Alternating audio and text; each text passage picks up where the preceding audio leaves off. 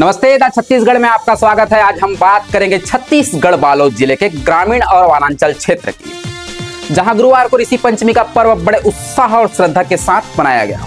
यह पर्व न केवल धार्मिक दृष्टिकोण से महत्वपूर्ण है, बल्कि प्रकृति और जड़ी बूटियों के प्रति गहरे जुड़ाव को भी दर्शाते हैं। आइए इस खास मौके पर देखते हैं कि कैसे बालोद के लोग इस परंपरा को जीवंत रखे हुए हैं।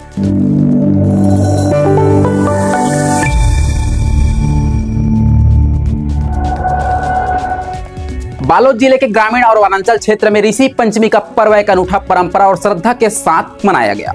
सूरज की पहली किरणें के साथ ही यहाँ के लोग, विशेष रूप से बैगा समुदाय और जड़ी बूटी का विशेष जानकारी रखने वाले लोग, जंगल की ओर निकल पड़े।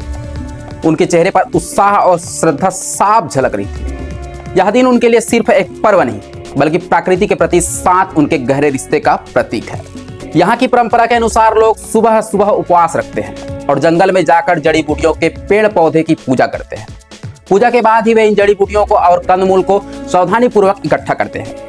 यह प्रक्रिया न केवल उनके ज्ञान को दर्शाता है, बल्कि प्रकृति के प्रति उनके कृतज्ञता को भी व्यक्त करती है। बुजुर्ग बैगा ने बताया, हमारे पूर्वजों से हमें यहाँ ज्ञान मिला है। प्रकृति में हर पेड़ पौधे अपने आप में एक औषधि है। ऋषि पंचमी के दिन हम जंगल जाते हैं, पौधों की पूजा करते हैं और फिर इन्हें इकट्ठा करते हैं। शाम होते ही लोग अपने साथ लाई गई जड़ी बूटी को लेकर गांव में अपने गुरु के पास पहुंचते हैं। यह विशेष पूजा अर्चना का आयोजन होता है, जहां जड़ी बूटियों को प्रकृति का आशीर्वाद मानकर उनकी पूजा की जाती है। इस दौरान युवा पीढ़ी को विभिन्न जड़ी बूटियों के गुण और उसके उपयोग के बारे में बताया जाता है। यह परंपरा न केवल प्रकृति के प्रति सम्मान को बढ़ावा देती है, बल्कि प्राचीन ज्ञान को अगली पीढ़ी तक पहुंचाने का भी माध्यम है।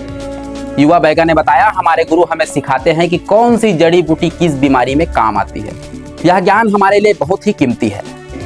हम इसे सहेज कर रखना चाहते हैं। यह परंपरा सदियों पुरानी है और आज भी बालोद के वनांचल और ग्रामीण क्षेत्र में इसे पूरी निष्ठा के साथ निभाया जा रहा है। ऋषि पंचमी का यह पर्व न केवल धार्मिक महत्व रखता है, बल्कि यह प्रकृति और मानव के बीच अटूट रिश्ते को भी मजबूत करता है।